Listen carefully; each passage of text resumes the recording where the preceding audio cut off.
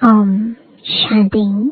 आज 6 अप्रैल 2024 बाबा के महावाक्य है, मीठे बच्चे, श्रीमत पर अच्छी सर्विस करने वालों को ही राजाई की प्राइज मिलती है। तुम बच्चे अभी बाप के मददगार बने हो, इसलिए तुम्हें बहुत बड़ी प्राइज मिलती है। प्रश्न है, बाप की ज्ञान डांस किन बच्चों के सम्मुख बहुत अच्छी होती है? उत्तर है, जो ज्ञान के शौकीन है, जिन्हें योग का नशा है, उनके सामने बाप की ज्ञान डांस बहुत अच्छी होती है। नंबरवार स्टूडेंट है, परंतु यह वंडरफुल स्कूल है। कईयों में जरा भी ज्ञान नहीं है, सिर्फ भावना बैठी हुई है। उस भावना के आधार पर भी वर्षे के अधिकारी बन जाते हैं। ओम शांति। रूहानी बच्चों को रूहानी बाप समझाते हैं। इसको कहा जाता है रूहानी ज्ञान व स्पिरिचुअल नॉलेज। स्पिरिचुअल नॉलेज सिर्फ एक बाप में ही होती है और कोई भी मनुष्य मात्र में रूहानी नॉलेज होती नहीं। रूहानी नॉलेज देने वाला ही एक है, जिसको ज्ञान का सागर कहा जाता है।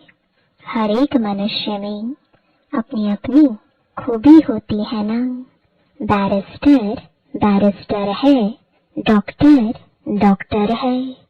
हर एक की ड्यूटी पार्ट अलग अलग है।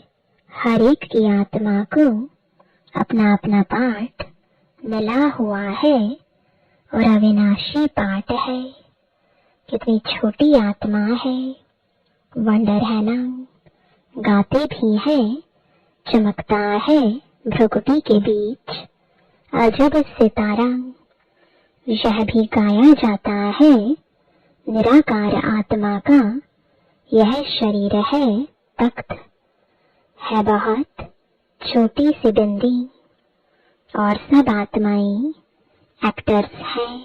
एक जन्म के फीचर्स न मिले दूसरे से, एक जन्म का पार्ट न मिले दूसरे से। किसको भी पता नहीं है कि हम पास्ट में क्या थे, फिर फ्यूचर में क्या होंगे। यह बाप ही संगम पर बैठ समझाते हैं। सुबह को तुम बच्चे याद की यात्रा में बैठते हो तो छाई हुई आत्मा प्रज्वलित होती रहती है, क्योंकि आत्मा में बहुत जंग लगी हुई है। बाप सोनार का भी काम करते हैं। पतित आत्माएं जिनमें खाद पड़ती है, उनको प्योर बनाते हैं। खाद पड़ती तो है ना, चांदी, तांबा, लोहा आदि नाम भी ऐसे है। गोल्डन एज, सिल्वर एज, सतो प्रधान, सतो, रजो, तमो, यह बातें और कोई भी मनुष्य गुरु नहीं समझाएंगे, एक सतगुरु ही समझाएंगे। सतगुरु का अकाल तख्त कहते हैं ना। उस सतगुरु को भी तख्त चाहिए ना। जैसे तुम आत्माओं को अपना अपना तख्त है, उनको भी तख्त लेना पड़ता है। कहते हैं, मैं कौन सा तख्त लेता हूँ, यह दुनिया में कोई को पता नहीं है। वह तो नीति नीति कहते आए हैं, हम नहीं जानते हैं। तुम बच्चे भी समझते हो, पहले हम कुछ भी नहीं जानते थे। जो कुछ भी नहीं समझते हैं, उनको बेसमझ कहा जाता है। भारतवासी समझते हैं हम बहुत समझदार थे। विश्व का राज्य भाग्य हमारा था, अब बेसमझ बन पड़े हैं।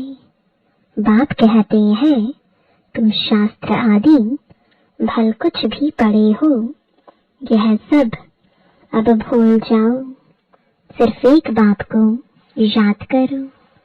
गृहस्थ व्यवहार में भी भल रहो। सन्यासियों के फॉलोअर्स भी अपने अपने घर में रहते हैं। कोई कोई सच्चे फॉलोअर्स होते हैं तो उनके साथ रहते हैं, बाकी कोई कहाँ रहते हैं। तो यह सब बातें बाप बैठ समझाते हैं। इसको कहा जाता है ज्ञान की डांस। योग तो है साइलेंस, ज्ञान की होती है डांस। योग में बिल्कुल शांत रहना होता है। डेड साइलेंस कहते हैं ना, 3 मिनट डेड साइलेंस, परंतु उसका भी अर्थ कोई जानते नहीं। सन्यासी शांति के लिए जंगल में जाते हैं, परंतु वहां थोड़ी ही शांति मिल सकती है। एक कहानी भी है, रानी का हार गले में। यह मिसाल है शांति के लिए। बाप इस समय जो बातें समझाते हैं वह दृष्टांत फिर भक्ति मार्ग में चले आते हैं। बाप इस समय पुरानी दुनिया को बदल नई दुनिया बनाते हैं। तमो प्रधान से सतो प्रधान बनाते हैं। यह तुम समझ सकते हो। बाकी यह दुनिया ही तमो प्रधान पतित है, क्योंकि सब विकारों से पैदा होते हैं। देवताएं विकार से पैदा नहीं होते। उनको कहा जाता है संपूर्ण निर्विकारी दुनिया। वॉइसलेस वर्ल्ड अक्षर कहते हैं, परंतु उनका अर्थ नहीं समझते। तुम ही पूज्य सपुजारी बने हो। बाबा के लिए कभी ऐसे नहीं कहा जाता। बाप कभी पुजारी बनते नहीं। मनुष्य तो कण कण में परमात्मा कह देते हैं। तब बाप कहते हैं भारत में जब जब ऐसी धर्म ग्लानि होती है, वो लोग तो सिर्फ ऐसे ही श्लोक पढ़ लेते हैं, अर्थ कुछ भी नहीं जानते। वह समझते हैं शरीर ही पतित बनता है, आत्मा नहीं बनती है। बाप कहते हैं पहले आत्मा पतित बनी है, तब शरीर भी पतित बना है। सोने में ही खाद पड़ती है, तो फिर जीवर भी ऐसा बनता है, परंतु वह सब है भक्ति मार्ग में। बाप समझाते हैं हर एक में आत्मा विराजमान है। कहा भी जाता है जीव आत्मा, जीव परमात्मा नहीं कहा जाता। महान आत्मा कहा जाता है, महान परमात्मा नहीं कहा जाता। आत्मा ही भिन्न भिन्न शरीर लेते पार्ट बजाती है। तो योग है बिल्कुल साइलेंस। यह फिर है ज्ञान डांस। बाप की ज्ञान डांस भी उन्हों के आगे होगी जो शौकीन होंगे। बाप जानते हैं किसमें कितना ज्ञान है, कितना उनमें योग का भी नशा है। टीचर तो जानते होंगे ना, बाप भी जानते हैं कौन कौन अच्छे गुणवान बच्चे हैं। अच्छे अच्छे बच्चों का ही जहाँ तहाँ बुलावा होता है। बच्चों में भी नंबरवार है, प्रजा भी नंबरवार पुरुषार्थ अनुसार बनती है। यह स्कूल अथवा पाठशाला है ना। पाठशाला में हमेशा नंबरवार बैठते हैं। समझ सकते हैं फलाना होशियार है, यह मीडियम है। यहाँ तो यह बेहद का क्लास है, इसमें किसको नंबरवार बिठा नहीं सकते। बाबा जानते हैं हमारे सामने यह जो बैठे हुए हैं इनमें कुछ भी ज्ञान नहीं है, सिर्फ भावना है। बाकी तो न ज्ञान है न याद है। इतना निश्चय है यह बाबा है, इनसे हमको वर्षा लेना है। वर्षा तो सबको मिलना है, परंतु राजाई में तो नंबरवार पद है। जो बहुत अच्छी सर्विस करते हैं उनको तो बहुत अच्छी प्राइज मिलती है। यहाँ सभी को प्राइज देते रहते हैं। जो राय देते हैं, माथा मारते हैं, उनको प्राइज मिल जाती है। अभी तुम जानते हो विश्व में सच्ची शांति कैसे हो। बाप ने कहा है उनसे पूछो तो सही कि विश्व में शांति कब थी, कभी सुनी व देखी है। किस प्रकार की शांति मांगते हो, कब थी। तुम प्रश्न पूछ सकते हो, क्योंकि तुम जानते हो जो प्रश्न पूछे और खुद न जानता हो तो उनको क्या कहेंगे। तुम अखबारों द्वारा पूछो कि किस प्रकार की शांति मांगते हो। शांति धाम तो है जहाँ हम सब आत्माएं रहती हैं।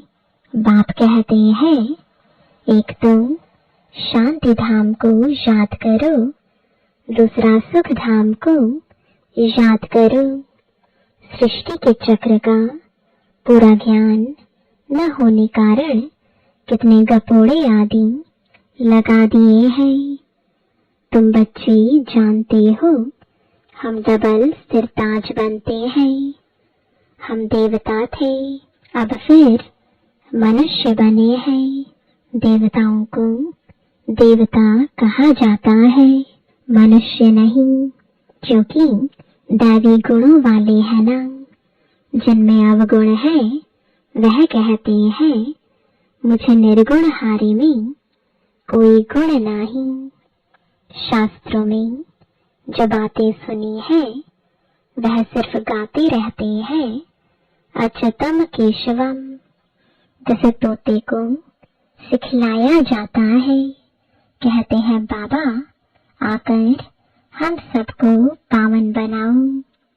ब्रह्मलोक को वास्तव में दुनिया नहीं कहेंगे, वहां तुम आत्माएं रहती हो। वास्तव में पाठ बजाने की दुनिया यही है, वह है शांति धाम। बाप समझाते हैं मैं बैठ तुम बच्चों को अपना परिचय देता हूँ। मैं आता ही उसमें हूँ जो अपने जन्मों को नहीं जानते। यह भी अभी सुनते हैं, मैं इनमें प्रवेश करता हूँ। पुरानी पतित दुनिया रावण की दुनिया है। जो नंबर 1 पावन था वही फिर नंबर लास्ट पतित बना है। उनको अपना रथ बनाता हूँ। फर्स्ट सो लास्ट में आया है, फिर फर्स्ट में जाना है। चित्र में भी समझाया है ब्रह्मा द्वारा मैं आदि सनातन देवी देवता धर्म की स्थापना करता हूँ। ऐसे तो नहीं कहते हैं देवी देवता धर्म में आता हूँ। जिस शरीर में आकर बैठते हैं वही फिर जाकर नारायण बनते हैं। विष्णु कोई और नहीं है। लक्ष्मी नारायण अथवा राधे कृष्ण की जोड़ी कहो। विष्णु कौन है यह भी कोई नहीं जानते हैं। बाप कहते हैं मैं तुमको वेदों शास्त्रों सब चित्रों आदि का राज समझाता हूँ। मैं जिसमें प्रवेश करता हूँ वह फिर यह बनते हैं। प्रवृत्ति मार्ग है ना, यह ब्रह्मा सरस्वती फिर वह लक्ष्मी नारायण बनते हैं। इनमें यानी ब्रह्मा में मैं प्रवेश कर ब्राह्मणों को ज्ञान देता हूँ। तो यह ब्रह्मा भी सुनते हैं, यह फर्स्ट नंबर में सुनते हैं। यह है बड़ी नदी ब्रह्मपुत्रा, मेला भी सागर और ब्रह्मपुत्रा नदी पर लगता है। बड़ा मेला लगता है जहाँ सागर और नदी का संगम होता है। मैं इसमें प्रवेश करता हूँ। यह वह बनते हैं। इनको वह यानी ब्रह्मा सो विष्णु बनने में 1 सेकंड लगता है।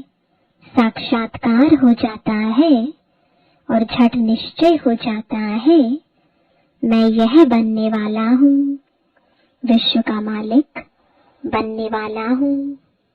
तो यह गदाई क्या करेंगे? सब छोड़ दिया। तुमको भी पहले मालूम हुआ बाबा आया हुआ है। यह दुनिया खत्म होने वाली है, तो झट भागे। बाबा ने नहीं भगाया। हाँ, भट्टी बननी थी। कहते हैं कृष्ण ने भगाया। अच्छा, कृष्ण ने भगाया तो पटरानी बनाया ना। तो इस ज्ञान से विश्व के महाराजा महारानी बनते हो। यह तो अच्छा ही है, इसमें गाली खाने की दरकार नहीं। फिर कहते हैं कलंक जब लगते हैं तब ही कलंगीधर बनते हैं। कलंक लगते हैं शिव बाबा पर, कितनी ग्लानि करते हैं। कहते हैं हम आत्मा सो परमात्मा, परमात्मा सो हम आत्मा। अब बाप समझाते हैं ऐसे ही है नहीं। हम आत्मा अभी सो ब्राह्मण है। ब्राह्मण है सबसे ऊंच कुल। इनको डायनेस्टी नहीं कहेंगे। डायनेस्टी अर्थात जिसमें राजाई होती है। यह तुम्हारा कुल है बहुत सहज। हम ब्राह्मण सो देवता बनने वाले हैं, इसलिए दैवी गुण जरूर धारण करने हैं। सिगरेट बीड़ी आदि का देवताओं को भोग लगाते हो क्या? श्रीनाथ द्वारे में बहुत घी के माल ठाल बनते हैं। भोग इतना लगाते हैं जो फिर दुकान लग जाती है। यात्री जाकर लेते हैं। मनुष्यों की बहुत भावना रहती है। सतयुग में तो ऐसी बातें होती नहीं। ऐसी मक्खियां आदि होंगी नहीं जो किसी चीज को खराब करे। ऐसी बीमारी आदि वहाँ होती नहीं। बड़े आदमियों के पास सफाई भी बहुत होती है। वहाँ तो ऐसी बातें ही नहीं होती। रोग आदि होते नहीं। यह सब बीमारियां द्वापर से निकलती है। बाप आकर तुमको एवर हेल्दी बनाते हैं। तुम पुरुषार्थ करते हो बाप को याद करने का, जिससे तुम एवर हेल्दी बनते हो। आयु भी बड़ी होती है।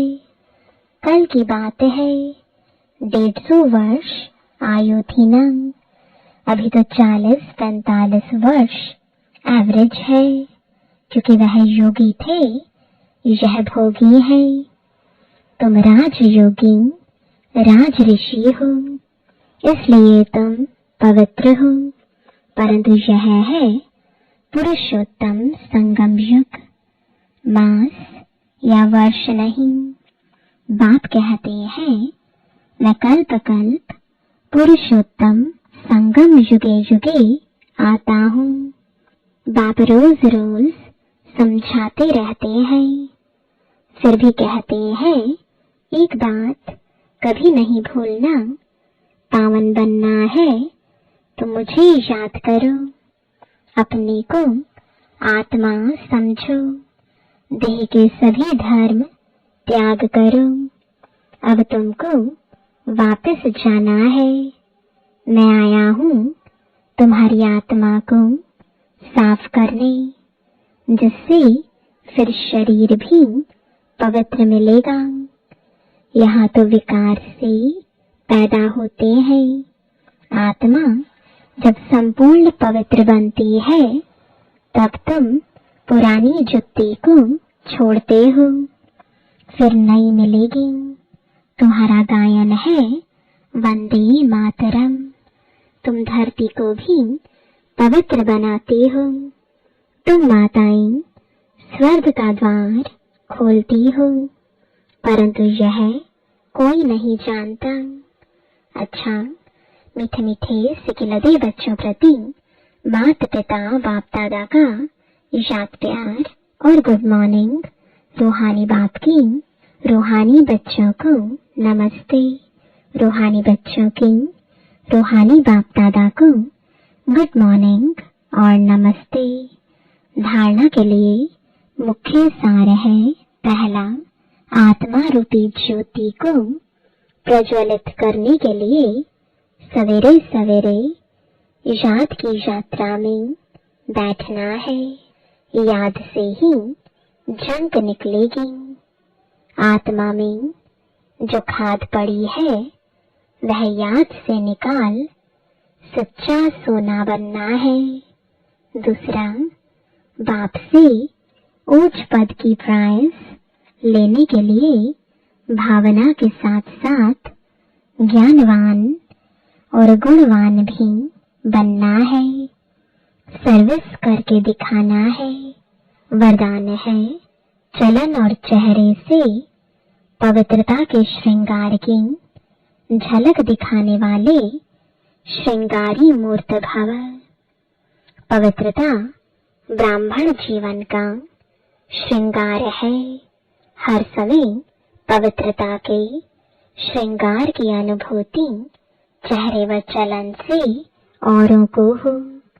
दृष्टि में, मुख में, हाथों में, पाँव में सदा पवित्रता का श्रृंगार प्रत्यक्ष हो। हर एक वर्णन करे कि इनके फीचर से पवित्रता दिखाई देती है। नैनों में पवित्रता की झलक है, मुख पर पवित्रता की मुस्कुराहट है और कोई बात उन्हें नजर न आए। इसको ही कहते हैं पवित्रता के श्रृंगार से श्रृंगारी हुई मूर्त। स्लोगन है, व्यर्थ संबंध संपर्क भी अकाउंट को खाली कर देता है, इसलिए व्यर्थ को समाप्त करो। ओम शांति।